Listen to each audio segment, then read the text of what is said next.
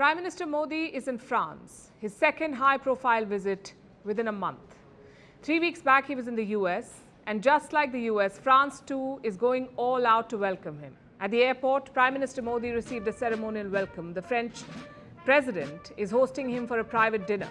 Tomorrow, the two leaders will attend the Bastille Day parade. July 14th is the National Day of France, and Prime Minister Modi is the guest of honor. He will conclude the visit with a state banquet. This will be at the Louvre Museum, one of the most famous in the world, also home to some rare pieces of art like the Mona Lisa painting. So that's the broad itinerary of the visit. It's a packed schedule. It's being projected as a meeting of minds. India and France share a lot in common. Both countries pursue an independent foreign policy, but both insist on strategic autonomy. India's record on this front has been consistent. Despite Western pressure, India continues to engage with Moscow. In France, President Macron tends to swim against the tide. He has cultivated a relationship with China and Russia. The similarities are evident. They open up opportunities for collaboration, and that's the purpose of Prime Minister Modi's visit, to create deeper synergies with France, to build a coalition of sorts that is not encumbered by geopolitical camps. There are three focus areas for this visit: military, economic cooperation, and the war in Ukraine. So let's start with the military relationship. Yesterday, we told you about the major deals. India wants to buy 26 Rafale jets and 3 Scorpion submarines from France. Today, India's Defence Ministry approved the purchase. So expect a formal announcement tomorrow. Also in discussion is a joint venture on making jet engines. Two players are involved in this: French engine maker Safran and India's HAL, that's Hindustan Aeronautics Limited. They're said to be talking about developing a new engine to power fifth-generation fighters. India signed a similar deal with the US last month. In fact, the French ambassador to India, Emmanuel Lannet, was asked about this, and he was asked what France can offer India. Listen to his response. I'm quoting, "We've been the pioneers in transfer of technology to India, and like India, we're a totally independent country. Our companies have been working in that spirit for years now, doing a lot of make in India with focus on transfer of advanced technology like no other country does." This was the ambassador of France, and he suggests that France is doing a better job than the US. Clearly, both Paris and Washington are competing for New Delhi's attention, and India is not complaining. But what's in it for France, apart from the money?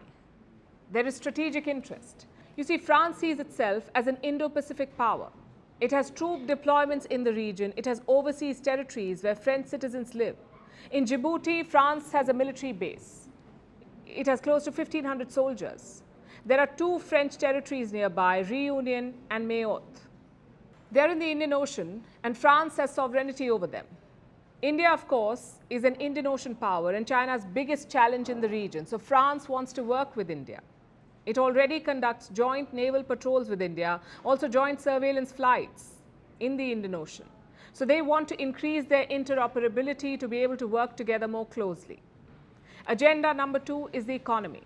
France and India are seeking tighter synergy. India wants to bring UPI to France. UPI is a unified payment interface. It's the most popular payment method in India.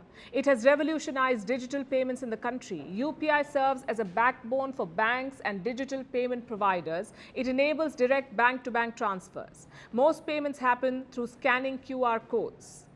Now, India is taking UPI to the world. The idea is to make it work for overseas money transfer as well. This year, India signed a pact with Singapore. It opened up instant low-cost bank transfers. And now they're trying to do the same with France. France has its own digital payment system. It's called the Lyra. So the plan is to link the French system with India's UPI.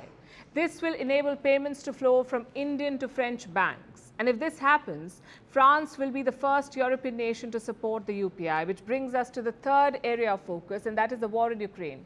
Prime Minister Modi gave an interview to a French newspaper ahead of this visit, and he has raised concerns about the war and its impact on the global south. Let me quote from what he said here. "We are also deeply concerned about the impact of the conflict on the wider world, especially the global south.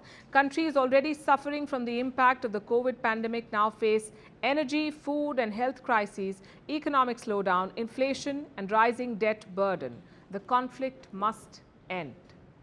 And France agrees. President Macron has echoed similar concerns. He wants to engage with the global south. He wants to work with groups like the BRICS. BRICS has 5 member countries: Brazil, Russia, India, China and South Africa, BRICS. Now the BRICS is in fact meeting for a summit next month, and Macron wants to join it. Last month he reached out to the host of the summit, that is South Africa.